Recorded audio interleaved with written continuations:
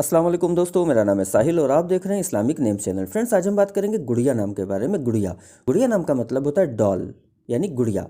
तो फ्रेंड, ये था गुड़िया नाम का मतलब। तो जिनका नाम गुड़िया होता है, बात करें अगर इनके लकी डे यानी लकी दिन की, तो लकी दिन इनके लिए सबसे बेस्ट रहेगा फ्राइडे यानी जुमा। जुमे का दिन इनके लिए बहुत अच्छा दिन है। अगर बात करें इनके लकी डेट्स की, तो लकी डेट्स में इनके लिए 6, 15 और 24 यानी 6, 15 और 24 ये 3 डेट्स लकी और अच्छी होती हैं। अगर बात करें इनके लकी कलर की, तो लकी कलर में इनको व्हाइट कलर यानी सफ़ेद कलर और हल्का नीला कलर यानी लाइट ब्लू कलर इनके लिए बहुत अच्छा और सूटेबल कलर है। अगर बात करें इनके लकी स्टोन की, तो लकी स्टोन में इनको वाइट ओपल यूज़ करना चाहिए। वाइट ओपल के साथ साथ ये लोग हीरा यानी डायमंड भी यूज़ कर सकते हैं। अगर बात करें इनके लकी नंबर की, तो लकी नंबर है इनका 6 यानी 6 नंबर इनका लकी नंबर है।